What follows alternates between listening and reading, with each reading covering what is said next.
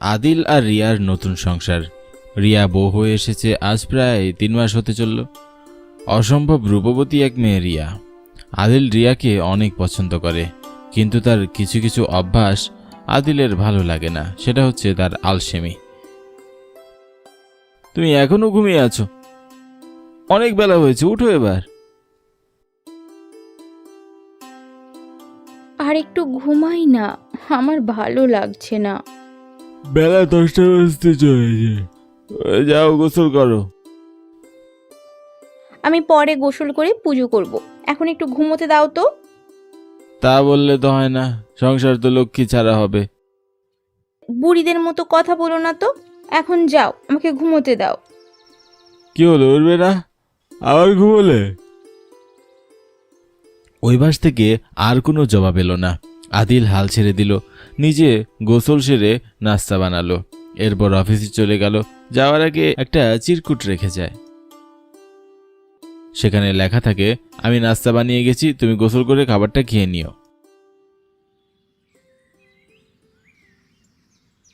রিয়া ঘুম থেকে উঠে 11টার দিকে, আর তার চোখ খুলে চিরকুটটা পরে সে একটু হাসল।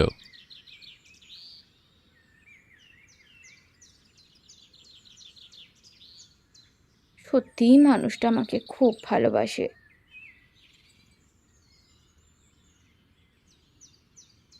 এরপর সে গোসল না করেই খাবার খেয়ে নিল।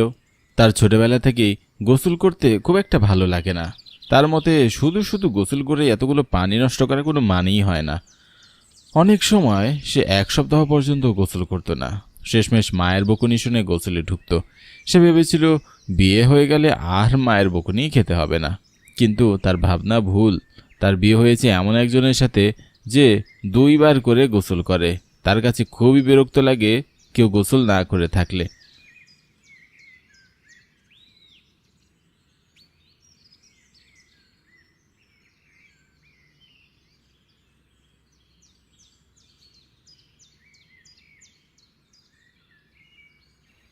রিয়া, তুমি গোসল করনি? রিয়া মিথ্যা বলে।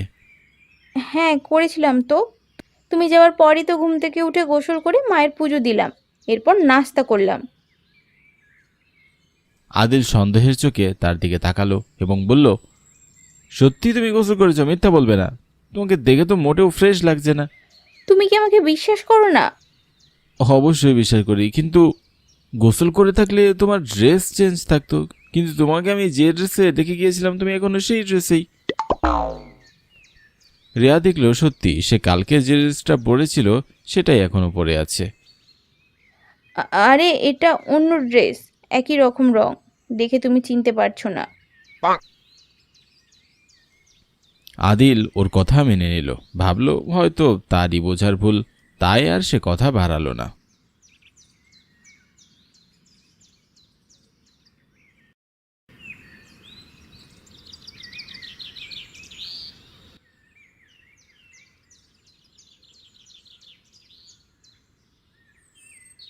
পরের দিন সে দেখল রিয়া জলদি ঘুম থেকে উঠে গেছে। তার গায়ে একটা শাড়ি আর চুলে গামছা বেছানো। আদিল খুব খুশি হয়ে বলল, আরে বাহ, আজকে সকাল সকালই গোসল করে নিয়েছো। হ্যাঁ এই তো এক্ষুনি করলাম। ঠিক আছে, আমিও ফ্রেশ হয়ে নিচ্ছি।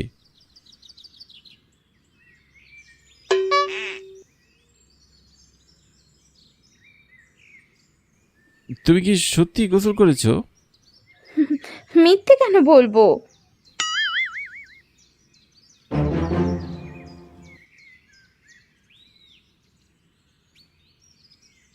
গোসল করলে তো তোমার চুল ভিজা থাকতো, কিন্তু এখনো তো সেটা শুকনো।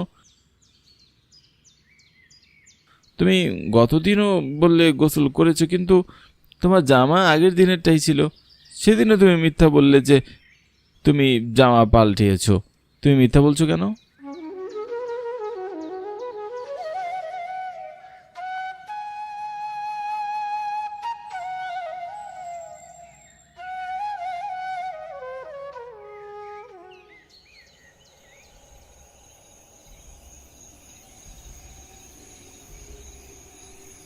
বালিশ কাঁথা নিয়ে কোথায় যাচ্ছো? আমি পাশের রুমে ঘুমাবো। কেন? কারণ তোমার গা থেকে যে বাজে গন্ধ আসছে, এই গন্ধ সহ্য করার মতো না। রিয়া নিজের গায়ে নাক দিয়ে শুঁকতে লাগলো।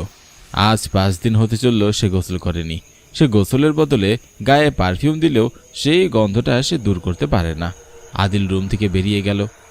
রিয়া আদিলকে আটকে রাখতে পারেনি।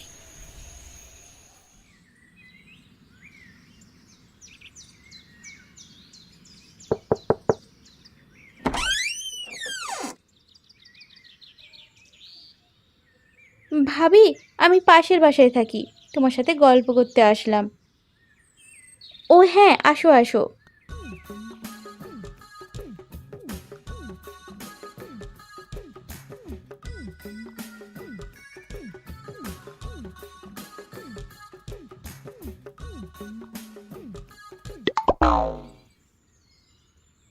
ভাবি, কিছু মনে করো না। তোমার গা থেকে কেমন যেন একটা বাজে গন্ধ আসছে। তুমি কি কয়েকদিন গোসল করনি? রিয়া লজ্জা পেল। সত্যি সে 4 দিন ধরে গোসল করেনি। হাত মুখ অবশ্য ধুয়েছে, কিন্তু তাতে কি আর দুর্গন্ধ যায়? আমি আজ তবে আসি, আরেকদিন আসবো।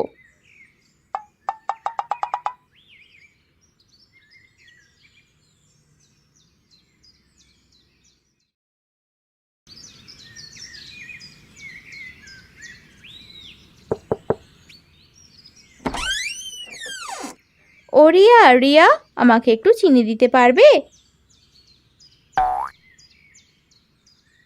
রিয়া ঠিক করেছিল আজকে বিকেলে এসে গোসল করবে, কিন্তু মহিলাটি দুপুরের দিকে এসেছিল।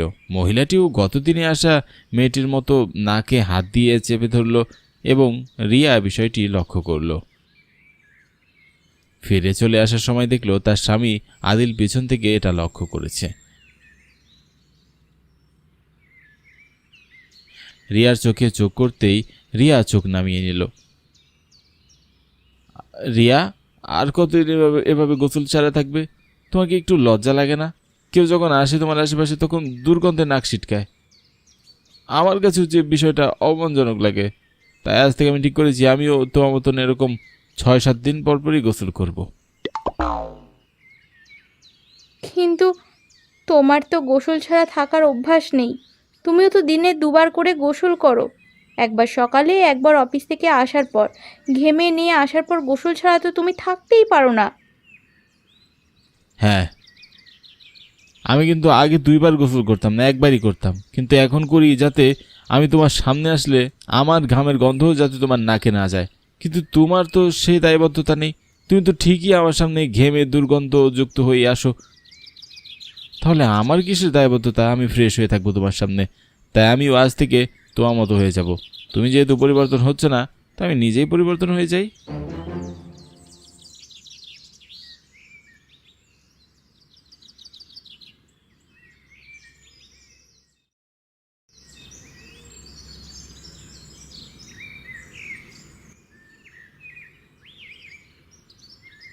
পরের দিন রিয়া বলল,